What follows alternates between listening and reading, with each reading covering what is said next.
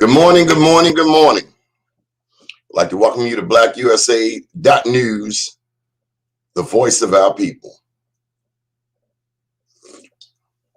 What a tough loss last night. Oh my God. Oh, wanted to stick my head in the sand. But we here. We good. Shake it off. Could have had that thing. Ugh. That's all right. My quarterback looked good. The team looked good. Learned some lessons, had some injuries. Whew. Had it. You got it right there in your hand. And that thing just slipped right on through. Nonetheless, we're going to keep the ball moving.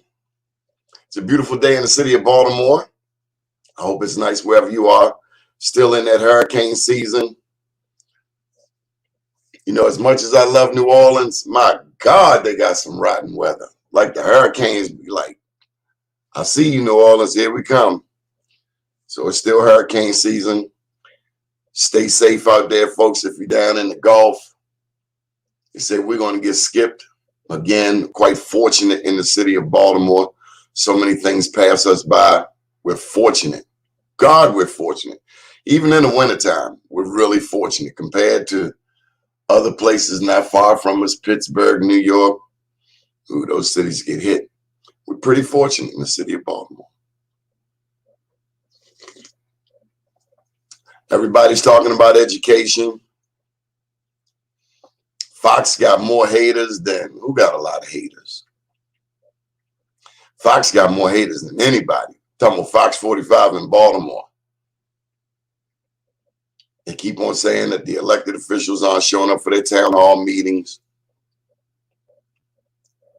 Interestingly, I hear a lot of people defending our elected officials for not going to Fox and the town hall meetings. Yet there's another side that says they need to show up. But here's a solution. Somebody else needs to call a town hall because clearly Fox has an agenda. At the same time, Fox is on the money. Good morning, Mr. Haney.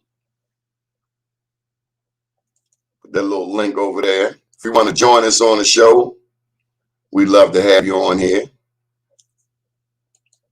We're always looking for different opinions. One day, Angela Michelle gonna come on here. She's been ducking us out for months now. There's a link if you want to come on. Good morning, good morning. Good morning. Baltimore, Florida in the house. Michael Randolph down there in Florida. Michael Randolph used to be, you are the big new man. You have a town hall. Me have a town hall? Maybe. Like to do it with partners, though. So much nicer when you have strategic partners. Doing a town hall is not that complicated, but you want to have some partners. You want to have some other people with you. And it ain't no fun doing it by yourself. So if you are interested in helping pull together a town hall, I'm all for it. Bring it on, bring it on, bring it on. Because we need to talk about education. We need to talk about, yes, you have one, Donnie. How about we have one? I do have a venue. Visited the Baltimore Times yesterday. Any of y'all familiar with the Baltimore Times? Wonderful newspaper. Established, it might be about 30 years old now. Established by Joy Bramble and Reverend Peter Bramble. Rico Crawley, we got to get you on the show. I got to get you scheduled.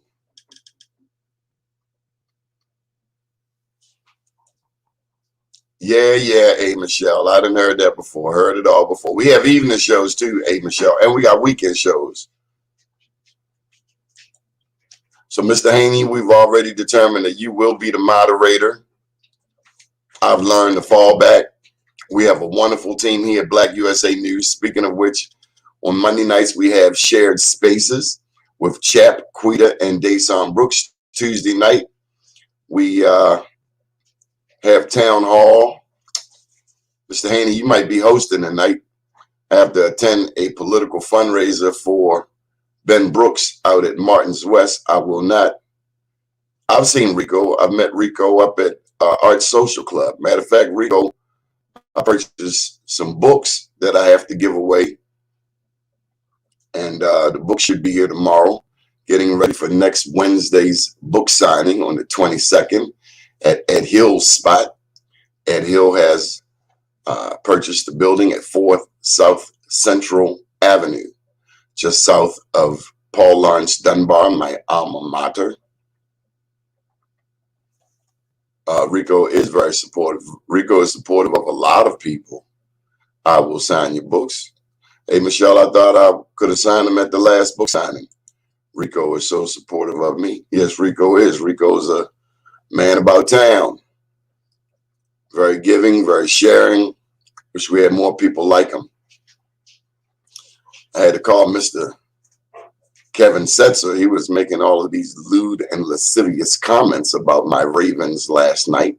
Our Ravens. A Raiders fan. But he explained to me that his mother went to Douglas and one of the stars of the Raiders went to Douglas. I wouldn't give a rat's about him. This is Baltimore. We are Ravens Nation. While we're waiting on our guest, Michael Haney, you going to come on in and share some thoughts? Again, we want to put you to work tonight. Have Mr. Tuesday night is Town Hall. Wednesday night is Sister Biz with Nicole and Tamara, and that is a hot show. And ladies, if you are in business, if you're a businesswoman, a woman in business, woman entrepreneur, please contact Tamara Brown or Nicole Orr, that's ORR, and I'm sure they would love to schedule you. You should do a town hall meeting. I have the email over 150 Navy Group in Baltimore City. Michael Randolph, that list is 15, 20 years old. Stop playing, Michael. Michael Randolph got an answer for everything. We got to run him for office. You need to get rid of that daggone governor down there in Florida, Michael Randolph. Speaking of which, California has a very interesting election today. The runoff. They're trying to call back Governor Gavin. And there's this guy named Larry Elder, a black man who is more Trumpish than Donald Trump. I've never seen or heard anything like this. I mean, he makes Herman Cain look like a Black Panther. I don't know where they found this guy Larry Elder from. 20 years in radio, shameful.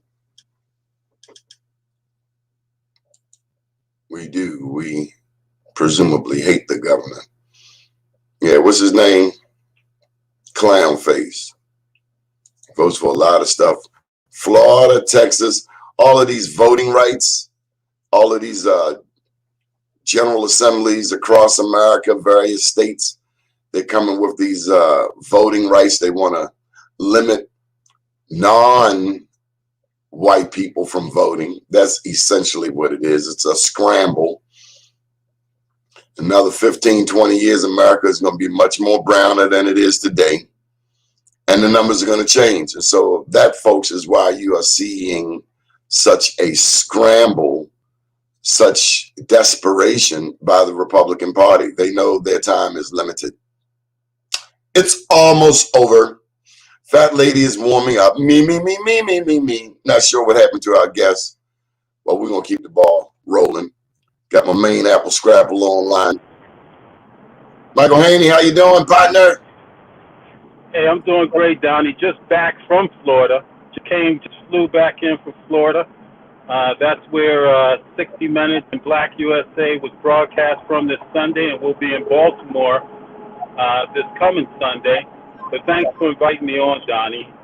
Florida is wonderful as long as you don't go around too many of those people. You're not. They don't have mask mandates, and the governor down there is a bit unique. The link I sent you. I'd love to meet Mike Randolph. Mike, I'm in Davenport, Florida. Hopefully I can get together with you one day and meet you.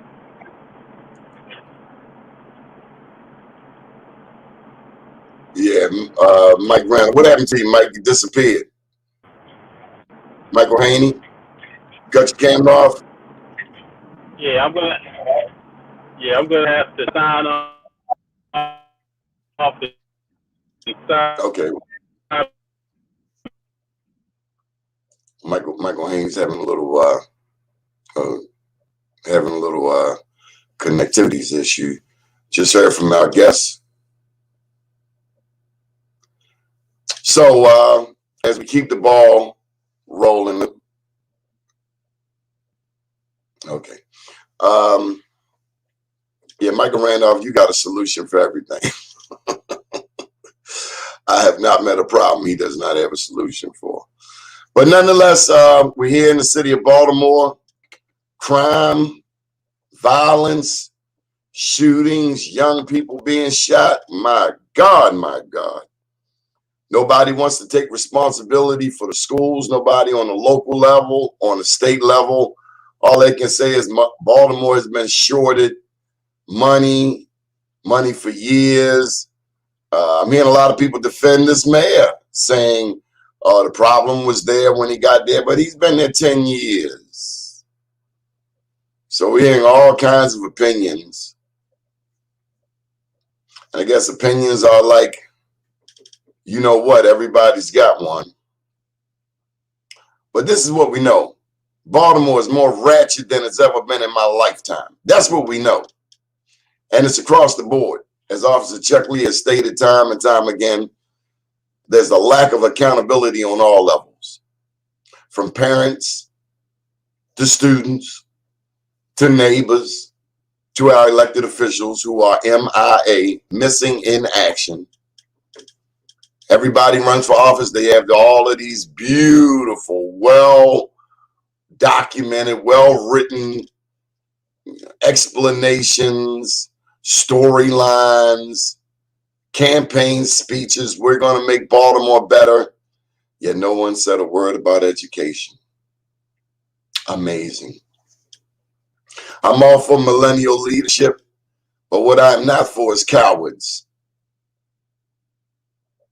You ask for the job and they do the job. Somebody got to speak up. I don't know if it's the city council president. I don't know if it's the comptroller, but right now, they all look the same to me. Quieter than a church mouse urinating on cotton. That's pretty quiet.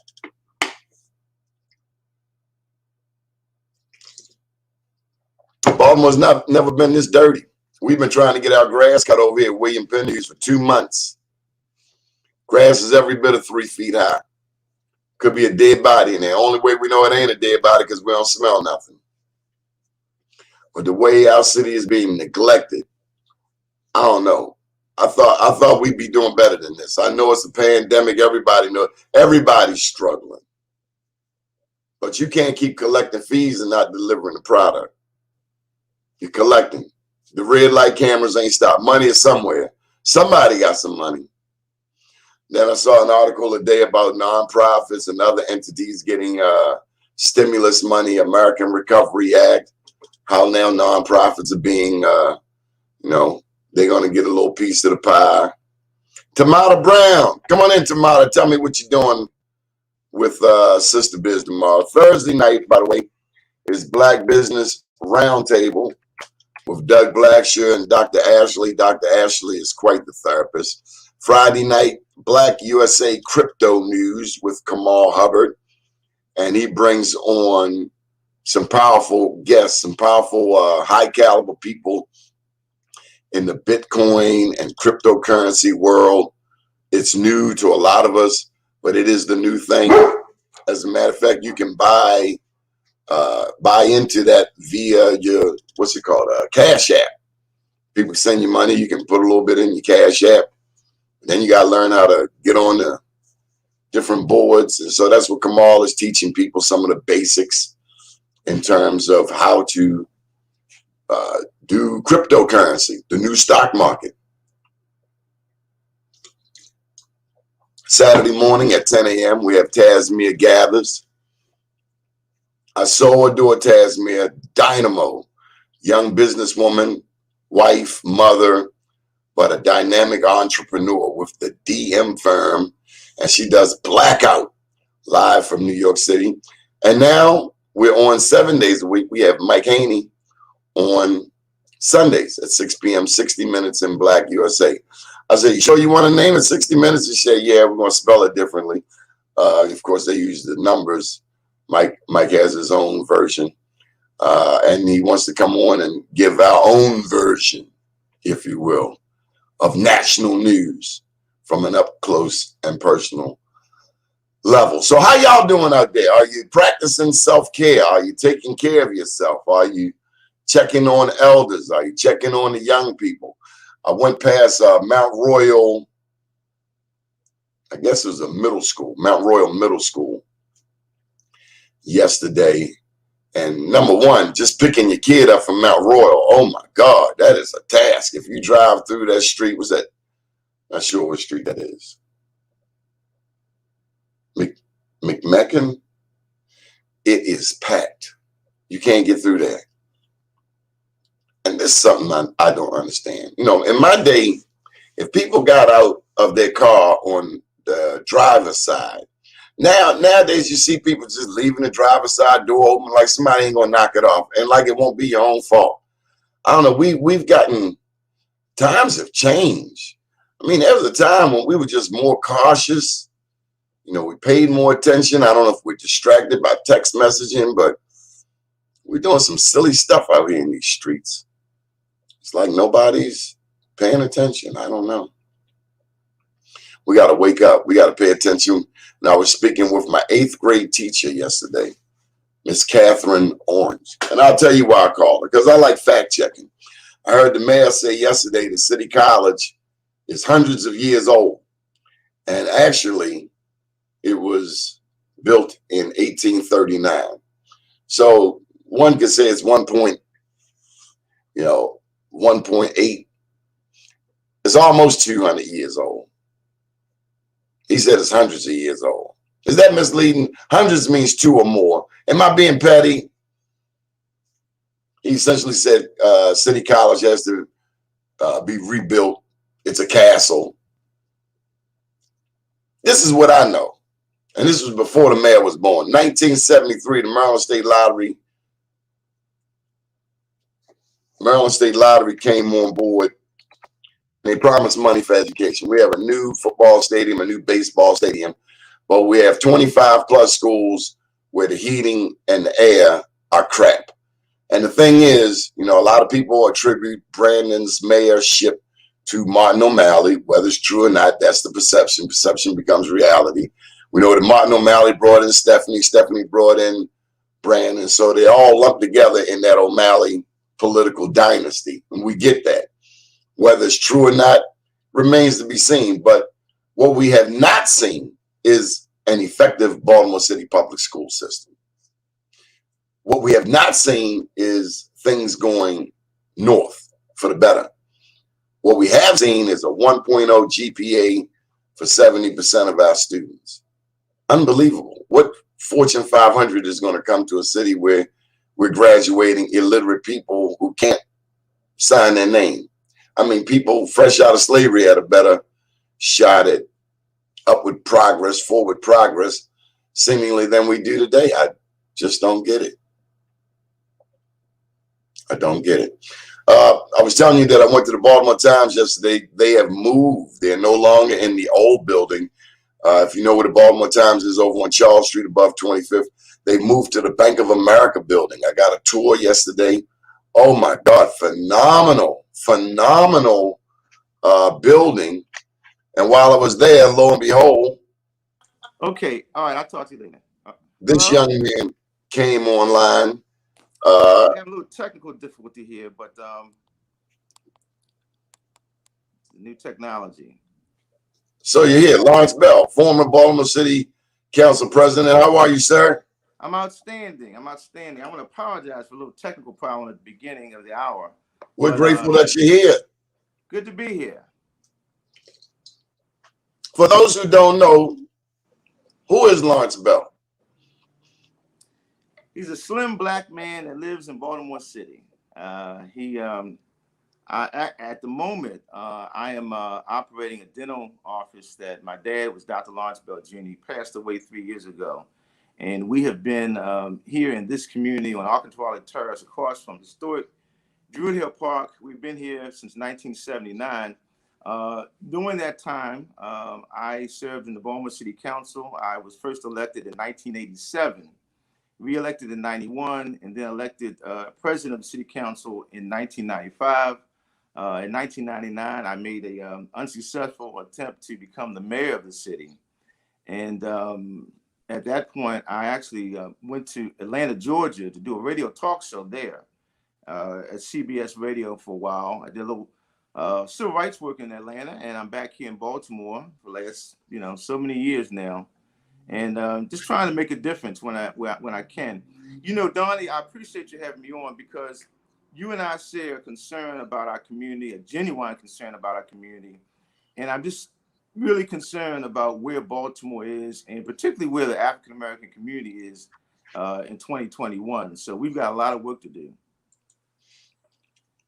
I want to go to Atlanta for a second. Atlanta, Washington, D.C., they've been able to keep Black mayors for about 40 years. Right. Baltimore's a majority Black city. Matter of fact, we had the largest population of free Blacks prior to the Civil War. What's been the challenge here in Baltimore? I guess, well, we've had a Black mayor minus that 8 years of, was he your friend, Martin O'Malley? Well, he wasn't a friend. He was maybe a temporary ally, put it like that. In the mid-90s, I worked with O'Malley in the city council. But obviously, he wasn't a real friend of me or the people. And, the scary thing is that we have Black faces in high places here in Baltimore, not only Baltimore, in other cities as well. But they aren't always beholden to our community. And that's really the problem right now. So, as a matter of fact, sometimes having a Black face that is under control of forces outside the Black community is even worse than having somebody else, because I think that our big problem today is we are obsessed with symbolism. Everything's about symbols, So a Black person can wear dashiki or afro or talk a little bit of the pseudo-African jargon, but still be beholden to forces outside of the Black community. And that would not be former councilman Abayomi, would it? I know you're talking. No, Okay, he's still a friend. I remember when he was Councilman Handy. Yeah. So he's evolved a lot. But the thing is, they used to say follow the money. So when you look at who's being benefited the most by policy, political policy, economic policy, that's where you can find out what's really going on. And you got to wonder, why are we still where we were, or worse off than we were years ago? And that's the question we got to answer. Why? We have, but I was taught that if politics doesn't translate into economics, then you have nothing. In this city, I remember when Anthony Brown was running for governor. What was that, 2014. And they had signs straight up Liberty Heights. I know you saw them. It said, vote for the Democrats. Right. I was personally insulted. Are you telling me I have to vote my party? I can't vote my conscience? Well, see, I think one of the key first things, elementary things, is that we suffer from a lack of a cogent, coherent agenda. And agenda is not a complicated word. It's simply, what do you want? What do we want? It's not enough just to cry and say things are bad, and blah, blah, blah, blah, blah, blah. You got to have an agenda. And you would think that by now the Black leadership in this city, in this country, would have come together, because you see the unions have an agenda, you see the environmentalists have an agenda. Every group has an agenda. It seems, except for us. What do we need to turn things around? And the problem, I think, in the Democratic Party is that the Democratic Party is like a cobbling together of different interest groups. Okay, those interest groups are not always in line with each other's interests. And in the Democratic Party, my view is that the largest groups, the smallest groups, have the most power, and the largest group has the least power. So if you look in the Democratic Party, you have environmentalists, you have the white feminists, you have the gay activists, you have all these different groups. who have more power, where blacks, who represent about a third of the Democratic Party nationally, we are the largest group within the entire Democratic Party, but we have the least power. Joe Biden, and I know you know this, Joe Biden was losing the election in the primaries. He was getting wiped out. But when he got to South Carolina and the black folks voted to support him, that saved his entire election. Yet today, how much power do we have in terms of agenda in the national party? Here in Baltimore, we have certain needs, and yet our needs are not being met. Now, I felt years ago that we need money, we need resources, we need to deal with the basics to build ourselves as a community. I felt that the largest or the fastest way to do that, one of the fastest ways to do that, is with large-scale development construction projects. In Atlanta, Georgia, Mayor Maynard Jackson, bless his soul, he was one of my heroes. He said, you know what, we're going to rebuild the airport in Atlanta, and we'll use black people to do it. And he was looked at upon as being crazy. This is Georgia, this is the South. They hated him, but he stuck to his guns and he pumped millions of dollars into the black community. The largest contractors, black contractors in the country. Herman J. Russell. Herman Russell, right, based in Atlanta. But the money filtered out, and you see what has happened as a result of that. Even in D.C., former Mayor Marion Barry.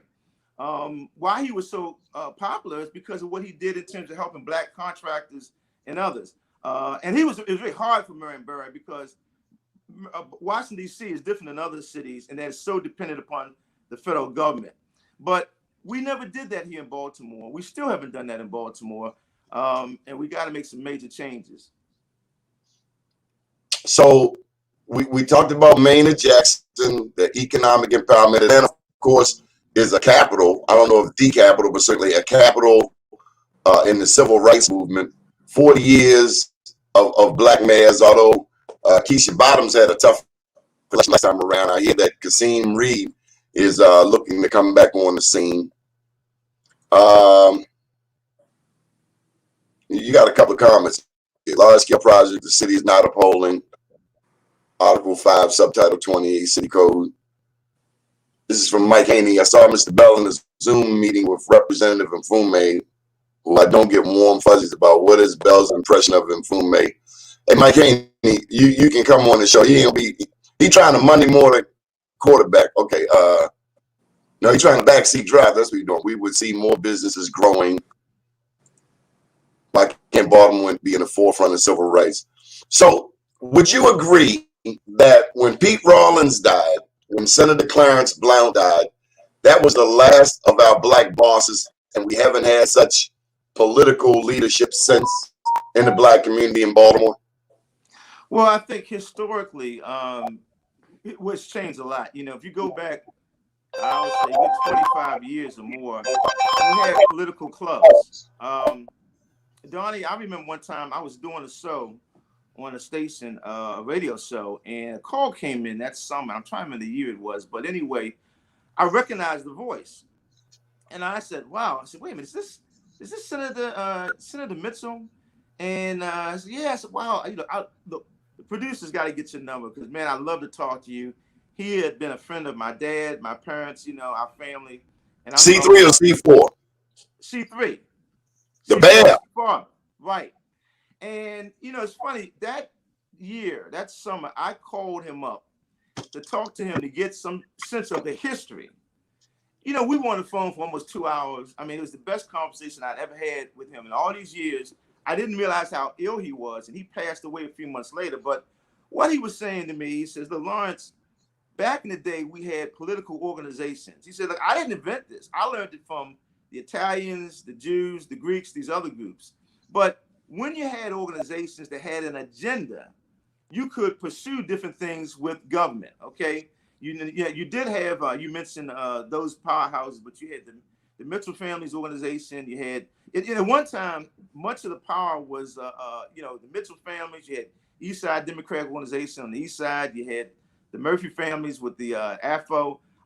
You had Carl Murphy. He was a guy who could call black folks in and say, look, we got to deal with the issue. You used to have people like Vernon Dobson, Reverend Dobson. The I Goon remember when I Squad. was, say it again? Goon Squad. The Goon Squad, right. I remember times when I was very young, I get a call from Vernon Dobson. Get on over here. I need to talk to you. I get a call from Perrin Mitchell, who was still living, you know. I remember in 1997 when the state decided it wanted to take over the Baltimore City school system. Today, it's frowned upon, but back then, a lot of these white folks and the Baltimore Sun wanted to take it over. I was sitting in my office, in the office of President of City Council. I got a call from Perrin Mitchell. He said, look, you got to deal with this. You know, this is the second largest department in all of city government. And these folks want to take it over, not because they're concerned about the children, but because they're concerned about these contracts. It's about money, okay?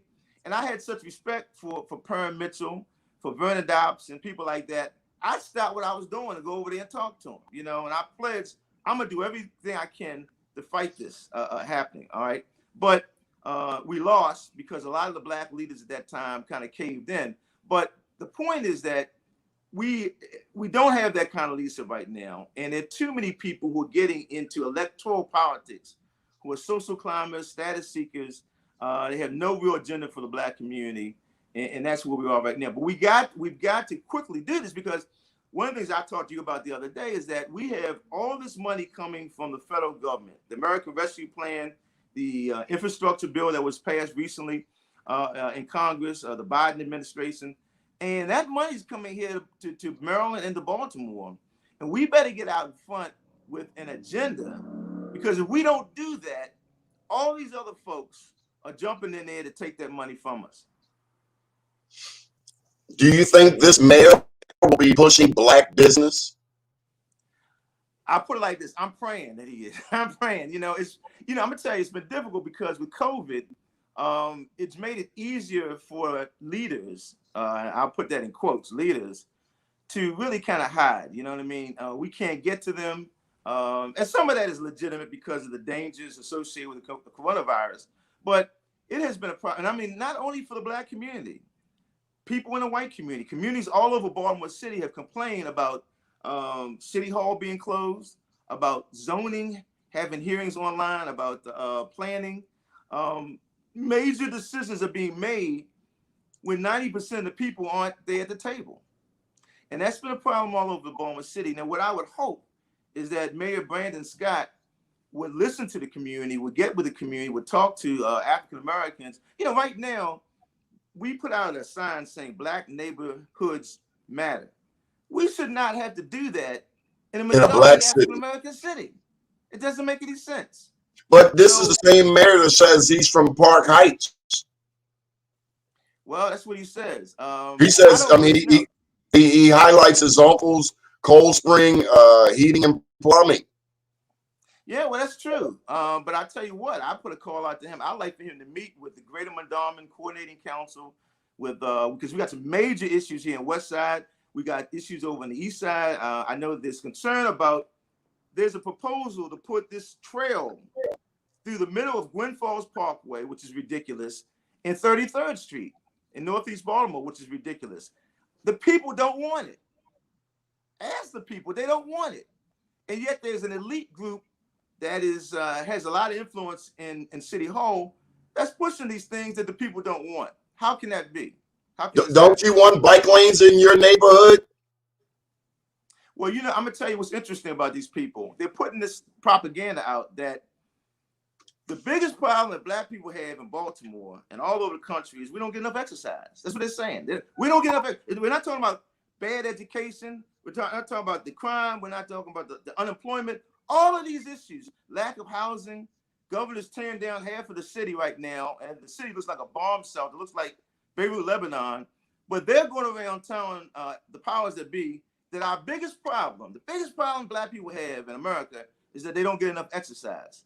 No, our biggest problem is racism and Sambos, because Yes. we know that Uncle Tom was actually a righteous black man named Josiah Henson, but it's racism and it's Sambos, those sellouts. But you had mentioned something. Oh, I lost my train of thought. Come on, come on. I know. Well, well, let me just keep going. You get it back, because I mean, you and I have a lot of similar views, Donnie, and I really appreciate you. But you know, people might have criticized Uncle Tom because he was kind of passive, but he No, he wasn't. He was a malicious. fighter.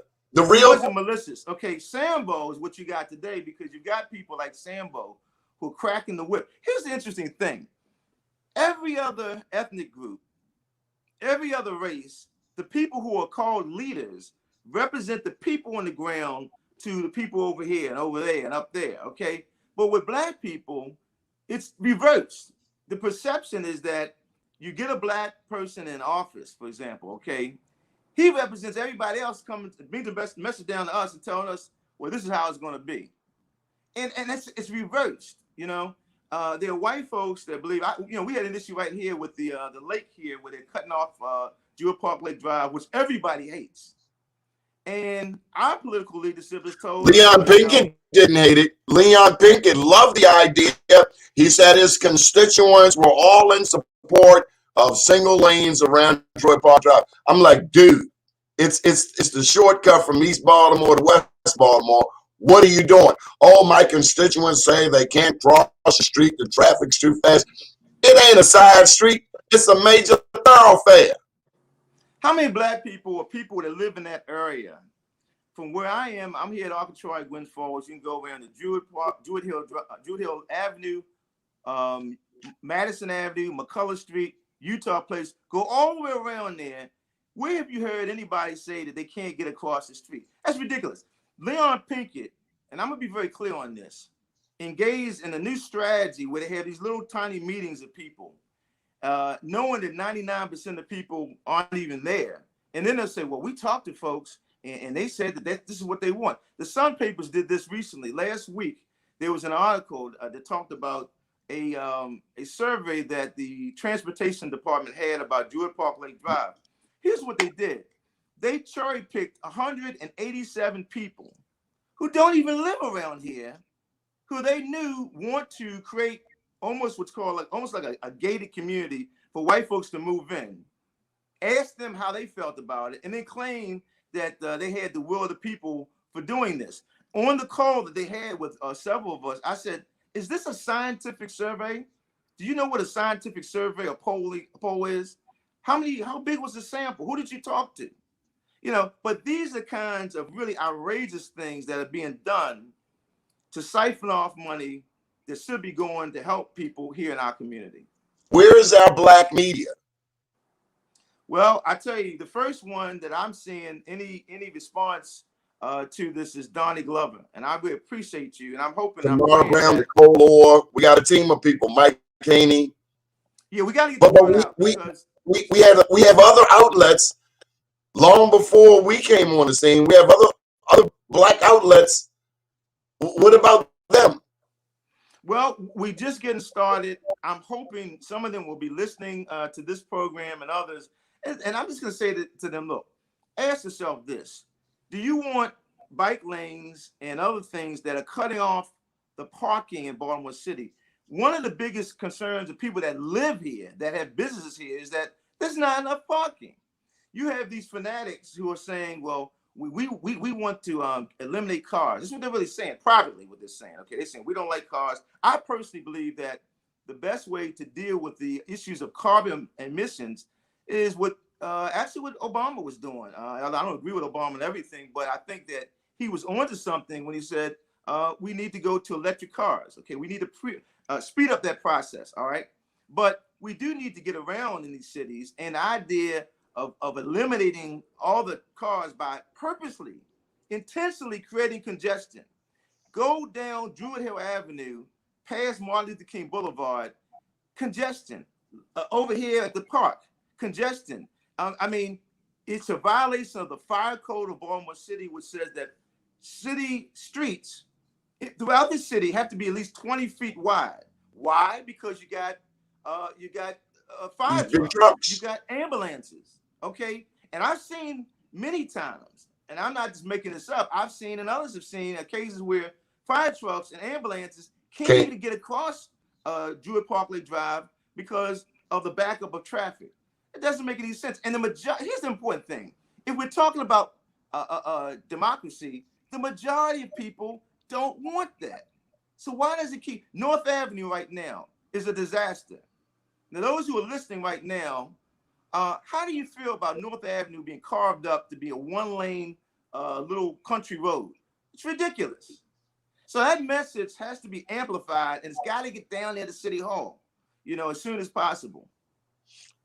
And you don't see anybody riding bikes. And seniors aren't going to ride a bike. Also, people with children, they're not going to ride a bike. And considering that nun that hit that biker and killed him, the one who was higher than Cootie Brown, higher than a Georgia pine, she had what, an ounce of weed and a case of liquor and some other stuff. She killed that biker. The biker was through a windshield. Nobody feels safe riding a bike when people are texting. I mean, riding a bike is not the safest thing these days. Well, yeah, and here's the thing. I want to make it clear. We're not anti-bike, okay? I'm trying to ride bike more. I'm trying to get in shape. But it doesn't mean that you've got to take an entire street and carve it in half and give half the street to bikers who aren't even using the street. What about when it gets, 30 degrees outside? How many people are you thinking about bikes then? Now, here's how ridiculous this is. There is an African-American woman, I hate to say this, but she's one of these people who's been bought off by the Baltimore group, okay? Is she from Baltimore? I'm sorry, say it again? Is she from Baltimore? I think so. But she moved into the neighborhood here about 3.5 years ago, and she's been used to try to discredit us and attack us, and she supports a Sambo. A Sambo. Extreme Sambo. So she gets on every opportunity online. She's been in this article they did at the Sun Papers, saying that she actually, listen to this logic. She said that her understanding is the greatest concentration of Black businesses is over in Charles Village. I think she's probably talking about the area around St. Paul and 25th Street. That's not necessarily true. Notre Maison. Okay. Okay, but that's what she says. All right. So she says, well, guess what, boy? Now that we've cut off the lane, the big jump or the big dump, as we call it, going across Jewett Parkway Drive, people in wheelchairs can wheelchair all the way across over the Jones Falls Expressway, so they can go and patronize a Black business in Charles Village. Now, you know how ridiculous that sounds? I mean, that's absolutely insane. So now we have people can wheelchair over the highway and get to. I mean, the logic is asinine, but this is what they are doing. And what's important to understand, they are using language that is in the legislation that was passed that talks about reconnecting Black communities, okay? And they're exploiting us so they can access that money. Right now, and this is something that somebody brought up, Congressman Mfume, in the meeting, you may remember that I raised the issue about the highway to nowhere. There was a press conference with Mr. Mfume, Senator Cardin, where they talked about money to reconnect Black communities. And they were talking about that area between Franklin and Marlborough, right? Years ago, they came in there, the powers that be, and they destroyed a Black neighborhood community, which was primarily Black homeowners, okay, for nothing. So now they're saying, well, we want to reconnect the Black community. Well, the question is, how are you going to do that? What are your actual plans? How is it going to benefit us? So we got to be at the table. The red line, this last thing I'll say, I know I'm going on and on and on. The red line, can you guys hear me well? Yeah, go ahead, you got some feedback on. Okay, maybe the Wi-Fi. Can you hear me now? Oh, no, we hear you fine. I was saying to Mike Haney, we got some feedback. Are you got earphones? Let me say this to you. I'm gonna throw this one more issue up, and I'll be quiet. There was a lot in the media about the red line. You heard all about the red line. The red line, that was the greatest thing since sliced bread. Democrats are pushing that, all that. Now, what the Democrats weren't telling you, or it wasn't, I didn't see it in the media, was the red line, which begins out somewhere out near Security Square Mall, would be underground. It was designed to be underground. When you come down into the city, where you have the area that's above Emerson Village, underground. Where white folks are, it's underground, okay? But when it got to Emerson Village, it goes above ground. That's y'all called get what I'm saying? displacement. That's to displace Yeah, and what black it people. was going to do, it was going to go right down Emerson Avenue, above ground, and they never talked about the damage it would do to Emersonville as a community and a lot of black homeowners. Why couldn't that have been designed to remain underground? You see, these are the kinds of things that our leaders know about. You And I'm gonna gotta call out some of the you delegates gotta that make was here. reference to the Nowhere Highway. How we've been down that road before. We've seen that game before. They played that trick before. And if we fall for it again, it's insanity and it's our own fault. I'm gonna call out another group, not only the delegates that were involved, because I remember some years ago, people in Emerson Village asked me to come to the meeting. I'm like, I'm not the councilman anymore, you know what I mean? But they asked me, I came in, I wanted to support them. We need the leadership in the political arena, but we also need the ministers to get involved. I told a lot of ministers, I said, look, these people, whoever they are taking your parking spaces. Look at North Avenue. Look at the churches along North Avenue. Over here, they're trying to do this here on Gwen Falls and Reisterstown Road. They didn't ask the church that was there. They didn't ask the pastor, a black church, how you felt about taking all the parking spaces in front of the church. They don't care. So our black clergy also need to get involved. We need to come together with an agenda, and we need to do it fast. You know, as you were talking Hey, about parking. Mr. Bell, would you agree that one of the reasons? Hold up, Mr. Haney. Hold tight. Going back to that parking thing, over at Dunbar, you now have to pay a meter if you're going to Dunbar High School. And what comes to mind is when City Councilman Jack Young was the city council person for over there. He worked for Johns Hopkins. Jack's a wonderful guy, but politically he was compromised. Well, you know what? How can you buck on them? How can you effectively represent the black people in East Baltimore? Yeah, well, again, it gets back to this. Okay, Jack, I think, nice guy, but he had people around him who, to me, were very, very questionable. And I'll be quite honest with you. I'm on the west side. I have a lot of friends in East Baltimore, a lot of family in East Baltimore. And I talk to my east side friends, and I would be honest with you. I said, you know, I'm not supposed to say this, but I said to them, y'all got to have an intervention with Jack, man, because you know, you've waited all this time to get somebody. I talked to Carl Stokes. I talked to other people, John Anderson, other folks, East Side politicians who are friends of mine. I said, look, you know, you've got to come together and you've got to say to Jack, look, you got to listen to us. We need an agenda for us. And we got to take down the barriers between East Side, West Side, all that kind of crap. We're all one black community. And again, as we go forward, we have over $600 some million that's getting ready to come in here from the American Rescue Plan alone. If we don't get out in front of this, shame on us. Well, you know, my question to you, Mr. Bell, first and foremost, good to see you. I was listening to you last week with Ms. Hughes on that call with Quasi, and I was listening for what it is and how you said and reacted to Mr. Representative Mfume. You know, the jury's still out relative to his effectiveness to the black agenda, to me. But, you know, first and foremost, you know, special interests, if you look at campaign funds of elected officials, that tells you what their agenda is going to be. And one thing as a people, you all were talking about it earlier, formulating PACs so we can support our own and grow our own is one actionable plan that we need to consider so that they don't have to look at special interests. You mentioned the money, the Recovery Act money coming into the city. The decision, to me, on the spending of that will be geared towards the special interests of the politicians who make those decisions. The same reason we have so many issues related to being a minority contractor in a majority city, where the minorities, the true minorities, the whites get the money, and the true majority, the blacks, don't because of special interests.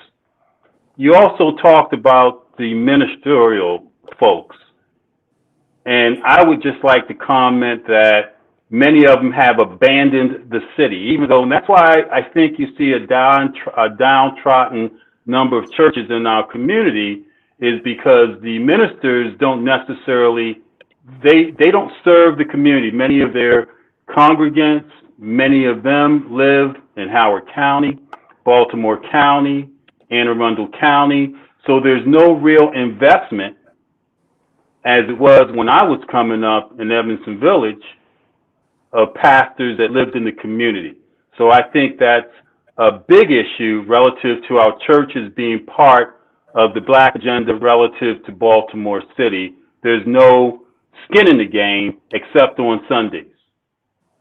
Well, I think you're absolutely right. I know a time when the Interdenominational Ministry Alliance, the Baptist Ministers Conference, were always at the forefront. You know, Bill, I've always had little questions about Bill, Baltimoreans United in Leadership Development, which is kind of a mixture of black and Very white. familiar with And it.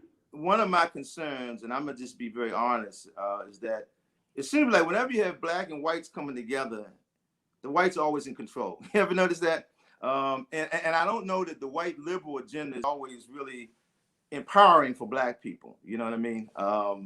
And that's something we got to get with in terms of dealing with the Democrats and dealing with the ministers and everything. But you're absolutely right. I think another thing is that we're going to have to start challenging these ministers. You know what I mean? They have churches that are physically located in the city, even if many of their congregates are outside the city. And here's the other thing. We got to think of ourselves as one big black community, whether we're in the city, whether we're in the county, I don't care where we are in this country. I don't care where we are in this world. We got to think as one people. And when one of us is hurt, all of us is hurt. You mentioned the minority contracting. I remember when we all first started, I'm talking about myself and some others back in the late early 80s, early 90s, and we came in with, when Kurt Smoke was first elected mayor, I remember that there was a fear of businesses downtown, big businesses in Baltimore. Oh, wow, we got the first elected black mayor, we better, step up. They actually were hiring black people to represent them to city government because they thought that Kurt Smoke was like going to crack the whip and he was going to be another Maynard Jackson. Not a Marion Barry. But then when they found out that he wasn't another Maynard Jackson, that it didn't matter that much to him, they withdrew everything. Here's the thing. MBE in Baltimore is, I think, supposed to be about 20% for, you get a contract, you subcontract about 20% to minority businesses, okay? That's not being enforced. And reality is, if you've got the right kind of mayor, the right kind of leadership, you don't even need that because there's so many ways political will you want to bring black contractors into the mix that you can do it. I was upset some years ago when I'm not a huge fan of gambling, but when gambling came in, 27%. There was going to be a casino built here in Baltimore, the Crab Casino there, Horseshoe. I'm sorry, millions of dollars, and the mayor and governor totally they forgot about the MBE altogether. Okay, they waived the requirement. These are opportunities to get money into the black community. So if you want to know why we're so poor, why we've got this unemployment, why things are down, this is the reason why. I want to mention one other thing real quick, Donnie, because how much time we have, Donnie? As much as you want. Okay, I want to mention one other thing. On that call with Mfume, and I do think that we got to press Mfume to speak out. It is true that his primary role, along with the congressional delegation, is to bring the money here, right? Then down to City Hall, they decide how it's divvied up. But I think that... But that's not work. When has that worked? By the time it gets to the local level, they play dumb. Well, Obama sent millions here. Stephanie sent that money downtown. Well, we want Mfume and others to speak out loud and clear to them because who else is going to do it? You know what I mean? Now, I mentioned... Have you seen them? We haven't seen them lately. Let me say this. I mentioned that back in the late 80s, we had the Nehemiah Project. I use this as a model, okay? Federal, state, local money. And we said, okay, we got a few blocks that are dilapidated in Sandtown and Penn North. This is going to be solely for stabilizing the community. It's solely for the black folks that already live here, not folks coming from outside.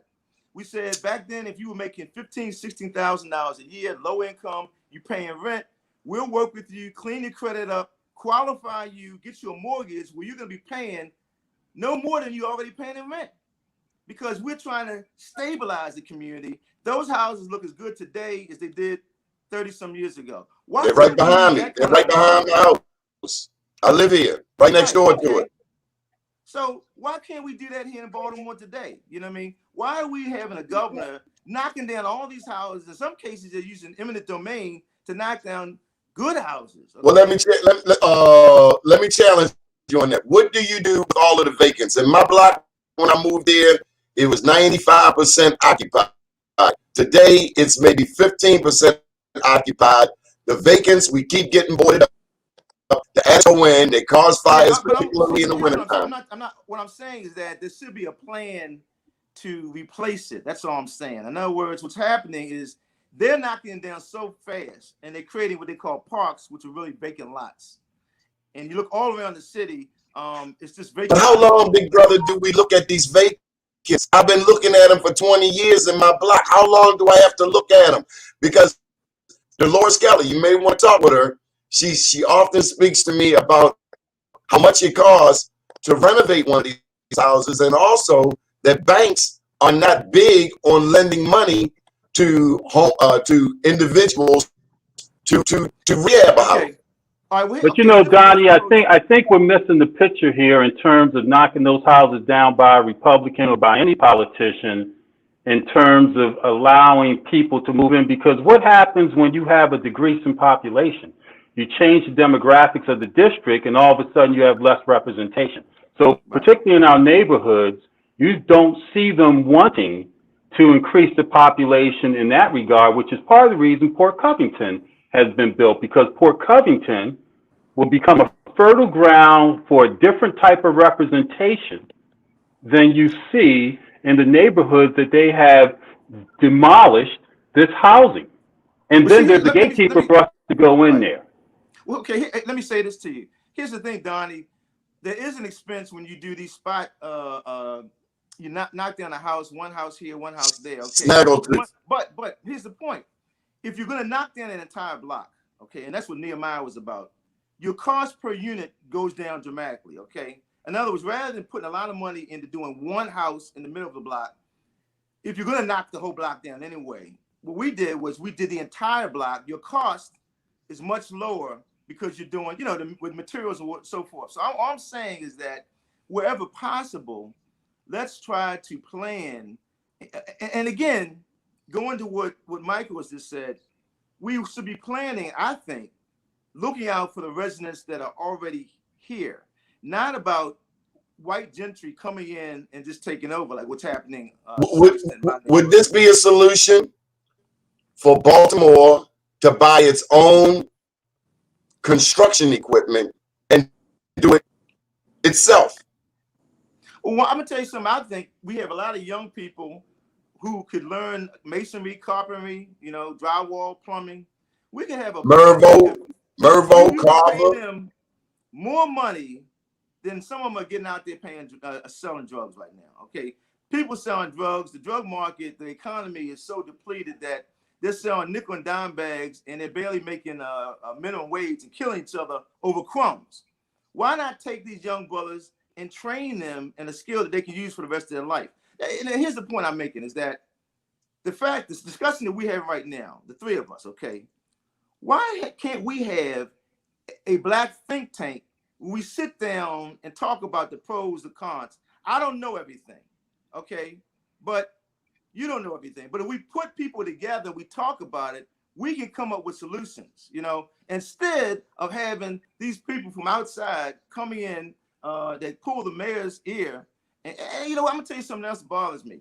In our neighborhood right now, they, in a very slick way, installed a non-African American as president of our 99% black neighborhood. All right, and we're gonna deal with that. But he acts like he's the king, he's the white king of West Baltimore because he's on the mayor's transition team. Okay, he's got the mayor's ear. And we said, look, I don't care what you say you have the mayor. I mean, we don't listen to the mayor. The mayor listens to us. We need to have people in the room that represent us, and we need to ourselves develop plans, ideas together, working together that can turn the city around.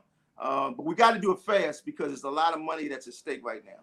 Yeah, I agree with you, Mr. Bell. You know, and to your point about a black think tank, it's a necessity because special interests would not allow, to Donnie's point, of buying equipment. You think that these Potts and Callahan would allow the city to buy construction equipment? We all know that there's plenty of jobs.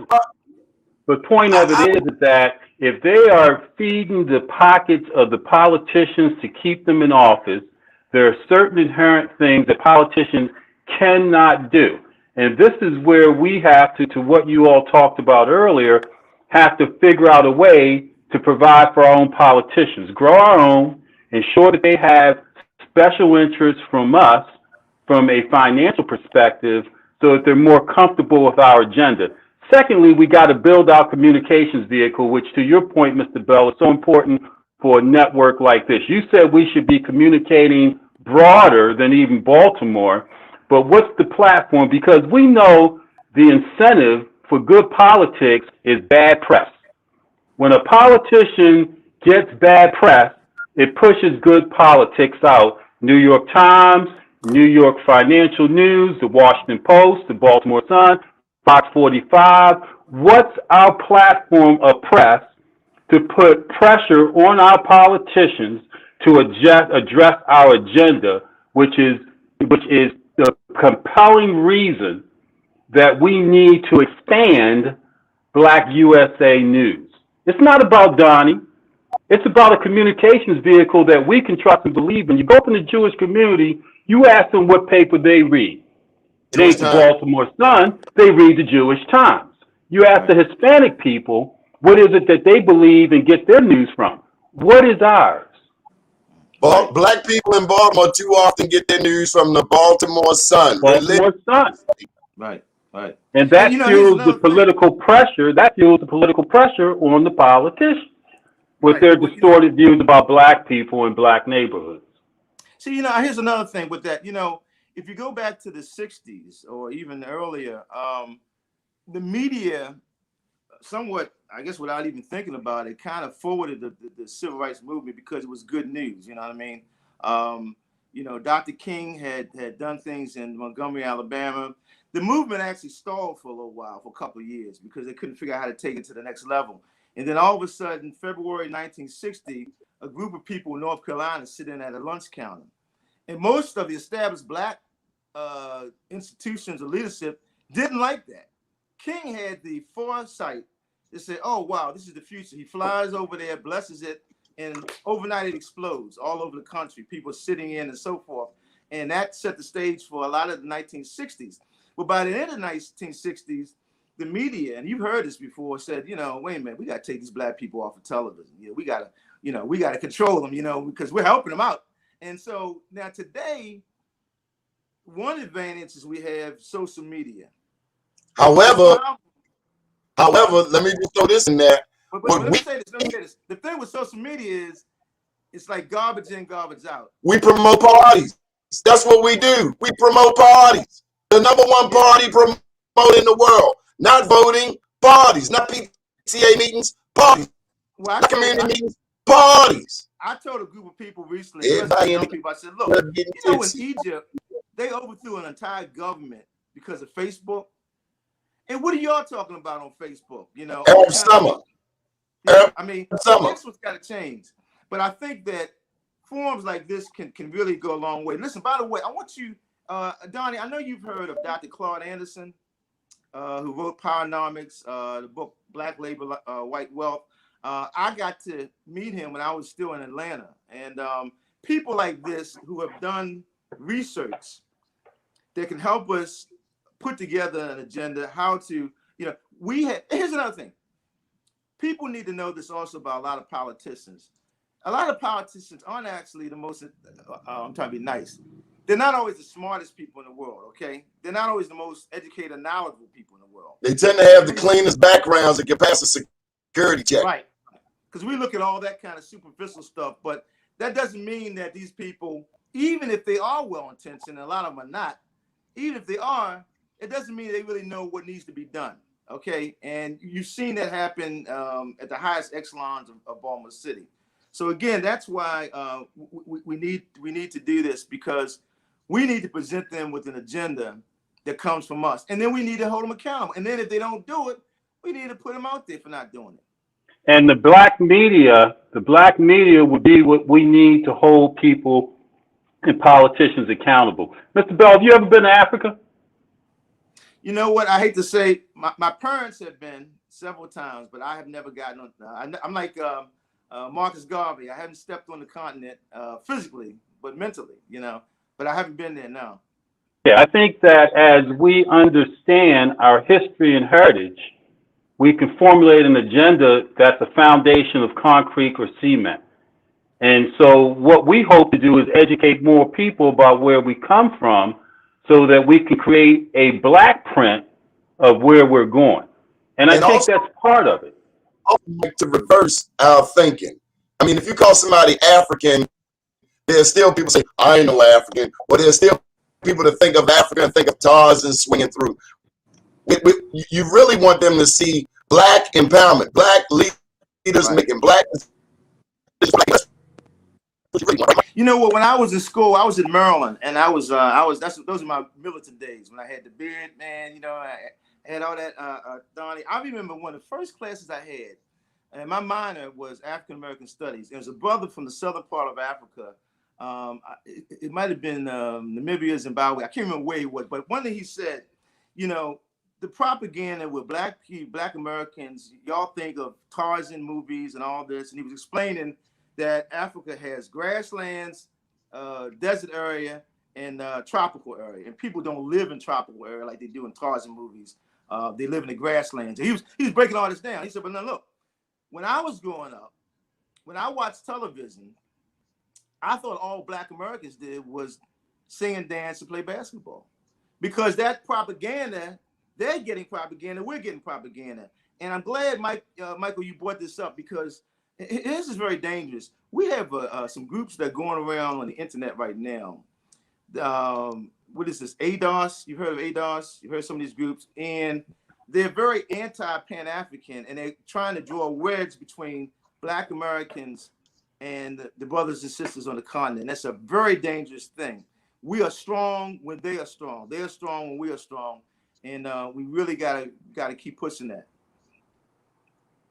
You're absolutely right, Mr. Bell. And when we create that concrete agenda, black print for the U.S.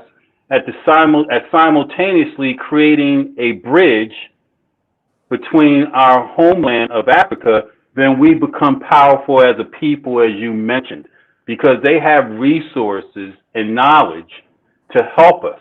We can't be African Americans and not understand Africa.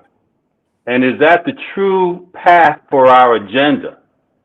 And is that the true place for our resources to create some certainty to the promises that we were given forever? We didn't really begin to understand media until they allowed Martin Luther King to speak in Washington, D.C.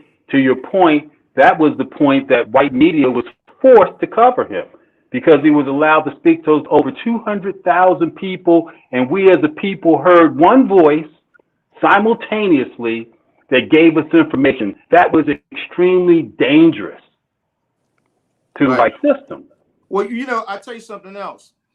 Another reason why this is important is that I'm trying to explain to people what's going on in Baltimore, what's not going on in Baltimore. And I said, Africa is the richest continent on the face of the earth, by far.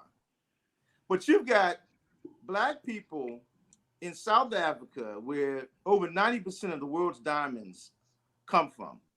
You have poor black people sleeping on top of diamonds.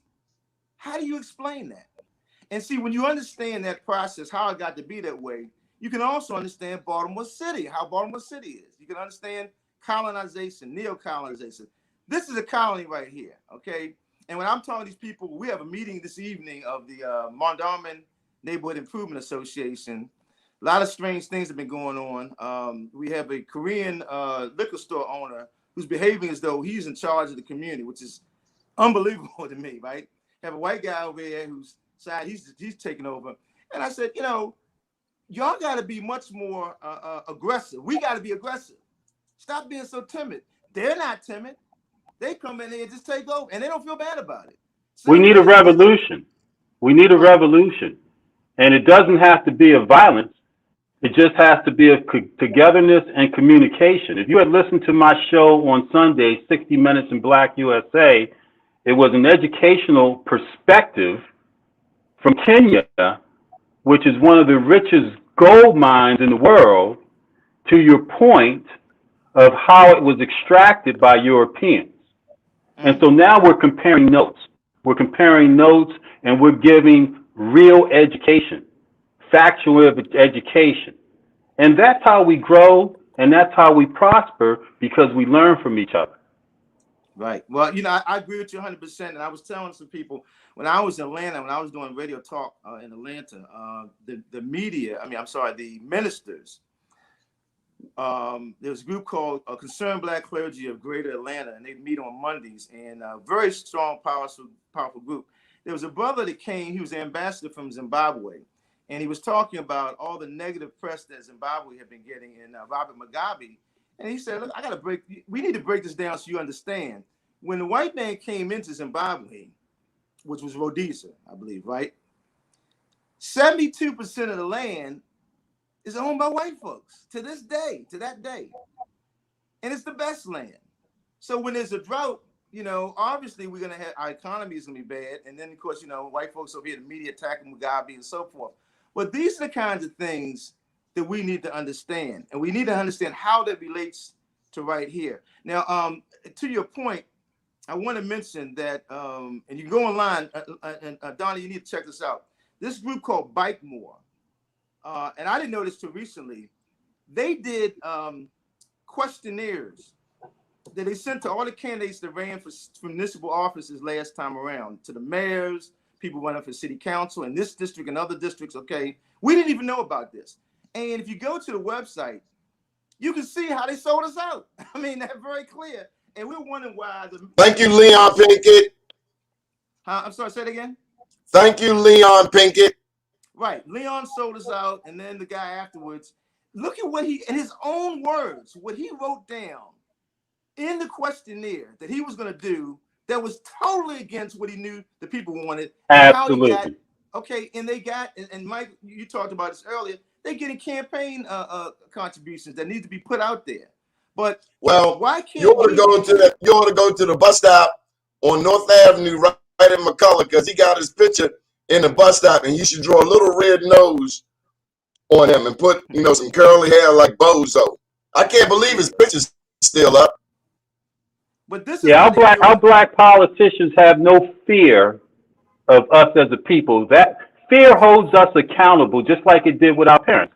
Our parents threatened us with a whip or a belt. That fear held us accountable. It wasn't that we didn't love you, but you know what we'll do if you don't address what it is that we want you to address. In addition, our money has to go along with that. What does a PAC look like so that they don't have to take from Baltimore and from Sierra Conservation and from Port Covington and Under Armour? What does it look like that we can fuel money for our politicians so they can adhere to our agenda in a majority black city? Majority black. Mr. Bell, didn't a black mayor create Baltimore Development Corporation? You mean the BDC? Yeah, who created BDC? Was that Smoke? I think it goes all the way back to Safer. I'm not sure. I believe it goes back to Safer. Well, entities like Baltimore Development Corporation, Greater Baltimore Committee, they don't care about black people. I mean, Jim, what's his name? Jim Fry. He's a former Democrat, but Don Fry, and he has changed. I will push back on a little bit because he's being held accountable. I'm a member of the GBC and his roundtable. It's a little late now after the damage. It's never too late. It's never too late. Well, let me ask you a question. Bill Clinton did serious damage with the Omnibus Crime Bill of '94. I'm sorry, does not fix what they destroyed. No. Well, let me say something. Going to that, I remember that crime bill because I was president of city council. And I will tell you one thing, C4 and I, Clarence Mitchell IV and I, were at those meetings across from the White House. And I think we were the only ones that I recall that complained, I mean, from this area and from some other parts of the country, about the fact that the powdered cocaine, you know, you got black people who are addicts smoking crack, small amounts, and they're addicts, okay? They're not drug dealers, addicts, getting these big terms, and you got white folks in the suburban areas with the expensive powdered cocaine, and they were not. We brought that up, but I'll tell you, a lot of black people, even black leaders, went along with that. But I'm going to say something else to your point about the. Well, the white people smoking crack in my alley right now. Tell Donald Trump, come and get them. Tell me about it. But listen, let me say something quickly about the BDC and Leon Pinkett. Now, when I say Leon, I'll be nice. Former Councilman Pinkett. One of the he worked for BDC. Yeah, his connection with the BDC and his connection with business. Well, you know, I wonder about why is it we couldn't have done more to prevent the target from leaving Madonna. And after it did leave, okay, because I'm gonna be honest with you, now say what you will about Schaefer, he could be a racist, you know. Well, he's a white man, you know what I mean? But I think that he would have been more aggressive in stopping something like the target from leaving Madonna. I mean, if we had to make a deal with them, talk to them, tax abatement, whatever it was, because that's a major blow to Madonna Mall and West Baltimore and the whole city. Even after they left, I want to know why Councilman Pinkett, with all his great connections with the business community and the BDC, wasn't able to get anything to go back there in that building. And Madonna, I mean, that's a whole nother subject, but I'm just saying that these are the kinds of discussions that we need to have. You know, it's called scorched earth. It's called, you've heard of scorched earth, right? Just like we talked about the demolized housing, the empty and vacant buildings, it's called scorched earth on city planning's 15-year plan of gentrification and flipping it, as they did in DC, from 60-40 to 40-60. So you can't give us amenities that we want and cherish in order to do that. There's a plan in place when the red line, which will be back on track, Donnie will be living next to more white neighbors, not in the alley, who are surveying that area as we speak in the backdrop of the University of Maryland, a mile away from the MARC train station that gets them to Washington, D.C., and we're the bedroom community. There's already a plan in place for us to be in wholesale moved out into the county areas. It's called scorched earth. Well, you know, you're right. I remember what I was trying to say earlier. Hunting Ridge is a community. As you come down Emerson Village from Route 40, big homes, white community. You know they weren't going to allow that to be above ground. But as you get closer to Emerson Village, it goes above ground. I'm sorry. It's below ground, Hunting Ridge, above ground. So that's a question, by the way, Donnie, to pose to these people downtown. We got to do it quickly. But I think you're absolutely right, Mike. I think that it's scorched earth. I think that many of us, even myself, kind of sleeping on this. And I've just never seen things change as fast as they have. I've never seen us being caught sleeping the way we are. But I still believe that we can counter this, but we got to do it fast. We also got to let these Democrats know that this is not acceptable. And if we're going to keep voting Democratic, the white liberals can't keep planning things, you know, for all their issues. Meanwhile, gentrify these cities and keep kicking us all around. When we're not together as a community, physically, mentally, we're a lot weaker, and they know that. What about this governor? Hold up, Mike Haney. Hey, Mike Haney, you're going to learn to share. Mr. Bell, you got, there we go. You invited me on. I invited you on, but I thought you knew how to play nicely. We will kick you out the sandbox this Sunday night. Mr. Bell, we have a governor's race. We have a governor's race going on. I'm hearing Wes Moore's name. I'm hearing Peter Francho. I'm hearing that Rashawn Baker has the PG Council on lock. I'm hearing Michael Steele's name, Kelly Schultz. Your thoughts on the upcoming governor's race? You know, some of those people I know a little bit. I've met, and some of them I don't. So I can't. It's kind of hard to say. I think that we need to, like I said earlier, we need to focus on developing an agenda. I mean, like everybody else, you know, unions, AFL-CIO, they have an agenda. They have a list of things that they want. You got to go in there and meet with them. You know, you got to be, you know, I was very pro-union when I was a elected official. I hope I was Would you still be still pro-union? Because I've seen the union promote candidates who aren't worth a hill of beans, including SEIU. I know a lot of people like them. They've given us some rotten ass candidates in the past. Yeah, because they got divided loyalties. Another union associated with the city council vice president. What's the name? Mm-hmm. What's the name? Sharon Middleton. Sharon Middleton. Right. Sharon Middleton. And her husband, what's his name? Glenn. I always hear. I always hear that. Glenn Middleton is that union do for us, for black people. Glenn is the acting. I think still acting head of the Metro AFL-CIO, I believe. Right now, I'm not up on all this. I mean, the thing is this: we as black people have to have our agenda, and when other groups that we work with are in conflict with that, then we've got to know where to break ranks. You know what I mean? I'm pro-union because I think the conceptual unions are good, but it doesn't cause me to forget the fact that there was a history where unions were very racist and didn't want black people in them. You know what I mean? Well, SEIU, they promoted this woman, McCaskill, over Shirley Nathan Pulliam, who is an icon in the black community. And so when they come along disrespecting our fighters, I have no respect for them at all. Go home. Well, look, on a personal note, SEIU, I believe, supported Martin O'Malley when he ran for mayor.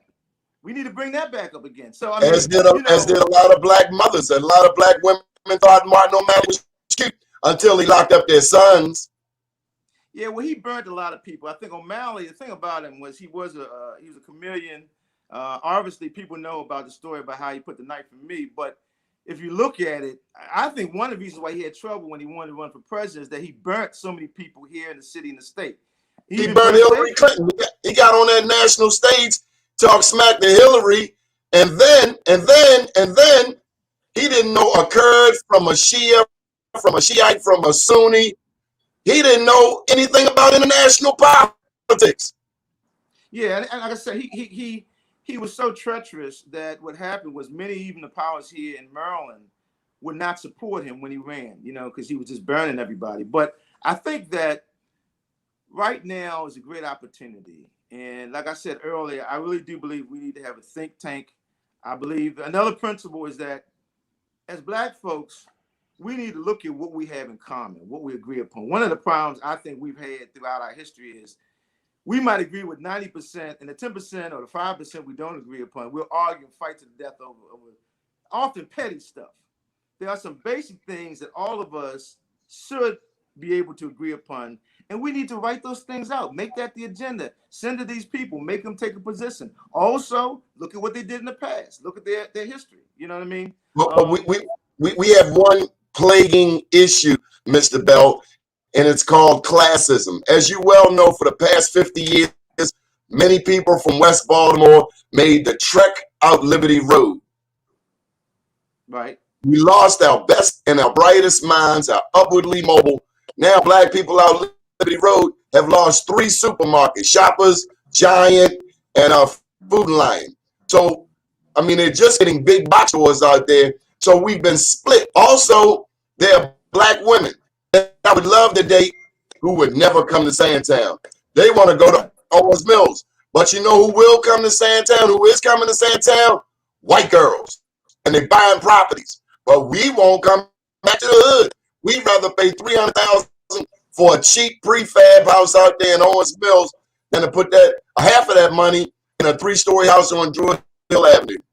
Well, yeah, but you also look at the mall out there, and you wonder why there are far more people numerically living in that area, Owens Mills and areas out the Liberty Road corridor, and yet the mall went down. Why? Because there are a lot of people who they're what do you call it, house poor. They got these huge mortgages. They got the big car. You know how we like to have. Got a Benz. And no food. And their disposable income is almost nil. So here's an idea, by the way, that I thought about. And I just thought about this recently because there was a brother in my block who is an instructor out at Morgan. And I was thinking, I said, maybe we need to meet with the historic Black colleges. We need to meet with Morgan State. We need to meet with Coppin. Get some of those faculty, staff members, and even students to move in and help us stabilize neighborhoods like this so that white folks don't come in and take everything. Well, if we haven't seen Coppin do anything since Freddie Gray, why should I expect it now? In my neighborhood, I'm seeing University of Maryland more hands-on than I'm seeing Morgan State. I love Morgan. I love Coppin, but they've been missing in action. We have 9 Black college presidents from Baltimore to D.C. Where are they on the issues? They're in the Treasury Department getting the money, and when you get the money, you shut people up. So that's part of the issue, is that we have given, the U.S. government has given historically Black colleges more money as a purchase of their disservice than their purchase for services. You're not going to get hundreds of millions of dollars and be able to do what you want to do. But back to Donnie's point about the gubernatorial election, Mr. Bell, which fueled this conversation, because in me and your and Donnie's generation, to me, this is the most important election coming up for Black people. In addition to having an agenda, we better bring some money to the table too, because if not, the agenda will not stick. Because they're not going to listen to you. Well, look. Here's one thing I'll suggest. I gotta get off in a minute. I'm over top of the dental office, and somebody sent me a little message. I got help with a patient downstairs. I think you're right. I've seen more progress with Republicans. One way to do that, let's get these Black contractors together. I remember back in the day when you had a fellow named Robert Clay. Who cared about everybody, not just himself. Why don't we? Well, they killed him. They killed him and said he committed suicide on Martin O'Malley's watch. A Black man millionaire with a pocket full of money and no investigation. They say a right-handed man shot himself in the left side of the head. Right. That's what Bob Terry said. Lying ass bastard. He was a good friend to my dad, and he was a good friend to me. And Clay was the kind of guy, and you had people like that. He was a man's man. We could get on the phone. We might argue for a while, like family. But we were always going to be together because our hearts were in the same place, and we cared about our people. We need to get the Black contractors, other people of means together and say, look, let's pool our resources for a purpose. If we come together as a group and say, look, this is what we want in terms of contracts out of the city, out of the state going forward. If we don't get that, we're going to raise hell. And we're only going to finance and support those people who are committed to an agenda of empowerment. We'll make it happen. We got to do it like that. Don't forget Arnold Jolivet. Where Bob Clay might bring that 38 to a meeting.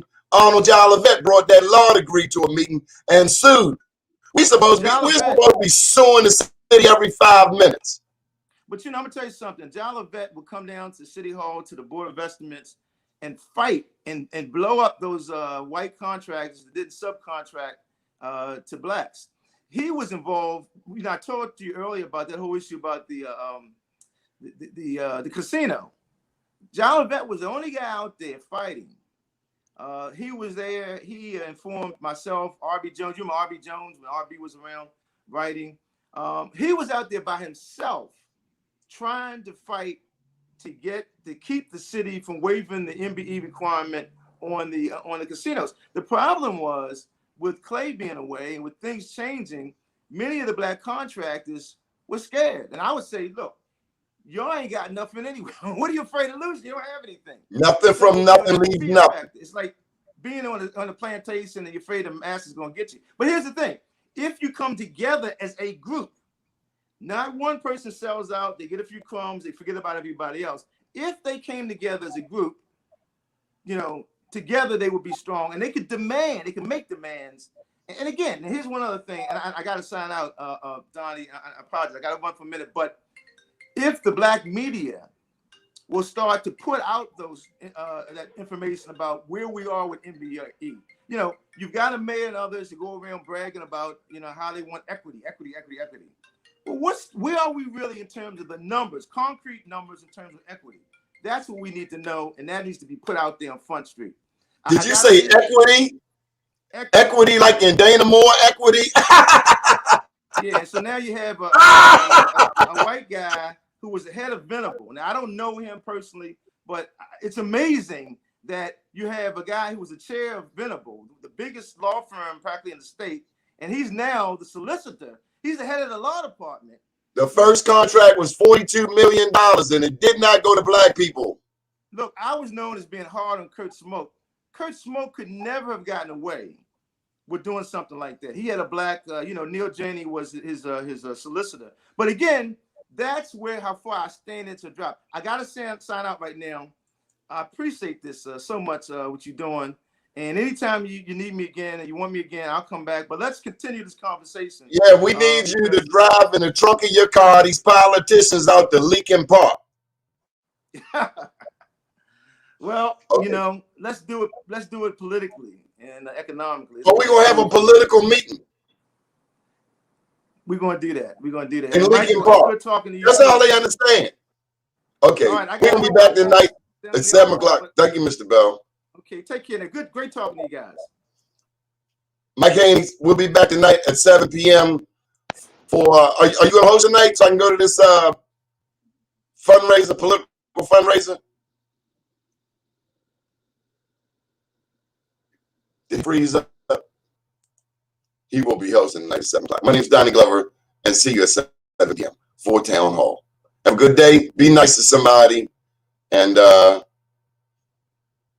stay abreast. Find out what your politicians are doing. Call 410-396-3100. Ben Brooks, Tamara Brown, Delegate Ben Brooks. 410. If you have a problem with the city of Baltimore, like my grass is 3 feet high, call 410-396-3100. Ask for your city council person or whomever else you're looking for that represents the city of Baltimore. If you have a problem with the state, then go call 410-841-3000. Call your state senator. Call your 3 delegates. Find out who is responsible. Get involved. It's up to you. Nobody can change the city for you but you. Donnie Glover out.